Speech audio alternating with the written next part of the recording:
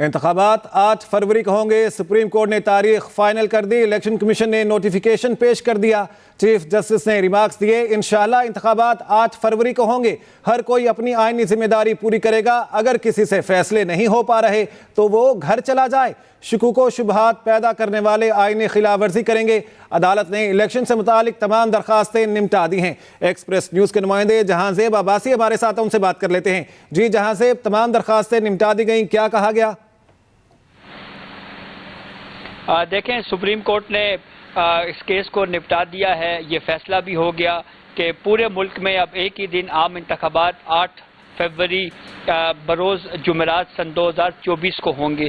لیکن ایک سوال بہرحال اپنی جگہ کے اوپر موجود ہے کہ یہ جو الیکشن ڈیلے ہوا، اس کا ذمہ دار کون ہے؟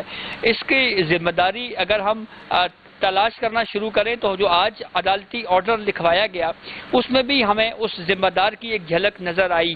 چیف جسٹس قاضی فائز عیسیٰ نے اوپن کورٹ میں جو آرڈر لکھوایا، اس میں چیف جسٹس آف پاکستان نے یہ کہا کہ صدر مملکت نے جب قاسم سوری والا معاملہ تھا، جب قومی assembly chairman P T I نے قبل از وقت ووٹ آف نو کانفیڈنس کے دوران ہی تحلیل کر دی تھی، اس وقت بھی صدر مملکت کا اختیار جو ہے وہ درست نہیں تھا۔ صدر مملکت کا وہ اقدام درست نہیں تھا اور صدر مملکت کو وہ کام نہیں کرنا چاہیے تھا، وہ ان کا اختیار نہیں تھا۔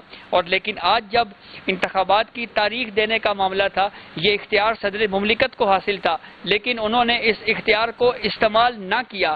یہ ایک آبزرویشن جس سے یہ عیاں ہوتا ہے، یہ اسٹیبلش ہوتا ہے کہ الیکشنز ڈیلے میں جو کردار ہے، جو اصل ذمہ دار ہے، شاید وہ ہمارے صدر مملکت عارف علوی ہیں، جنہوں نے بروقت تاریخ نہ دی۔ اور سب سے اہم جو قاسم سوری ججمنٹ ہے، اس میں جو آرڈر لکھوایا گیا، اس میں ساتھ ہی اظہار کیا گیا اس بات کا کہ اس بینچ کے ایک معزز جج جسٹس محمد علی مظہر نے اپنا یہ ویو دیا تھا کہ اس معاملے کے اوپر آرٹیکل 6 کا اطلاق ہوتا ہے، لیکن پارلیمنٹ نے اس کے اوپر کوئی کارروائی نہیں کی۔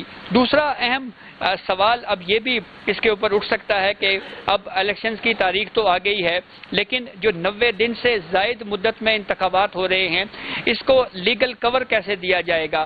کیا آنے والا پارلیمنٹ اس کو لیگل کور دے گا؟ کیا آگے صورتحال بنتی ہے؟ یہ بہت اہم معاملہ ہے۔ اس سلسلے میں کوئی ایکٹ میں یہ جو فیصلہ آیا ہے، اس سلسلے میں اس میں کوئی بات نہیں کی گئی۔ بہت شکریہ جہاں زیب عباسی اس بارے میں اپڈیٹ کرنے کے لیے آپ کا۔ کل صدر اور الیکشن کمیشن کے درمیان میٹنگ ہوئی۔ 8 فروری کو الیکشن کا فیصلہ کیا گیا۔ بیرسٹر علی ظفر کا کہنا ہے، عدالت نے کہا الیکشن کی تاریخ صدر نے دی اور سب نے اتفاق کیا۔ تمام سیاسی جماعتوں نے فیصلے کو خوش آئند کہا ہے۔ عدالت نے کہا کہ پریزیڈنٹ صاحب کی طرف سے بھی یہ کنفرمیشن آنی چاہیے، کیونکہ کل کو یہ نہ ہو کہ پریزیڈنٹ صاحب کہیں کہ یہ میری ایگریمنٹ نہیں تھی، میں نے یہ ڈیٹ نہیں اناؤنس کی تھی۔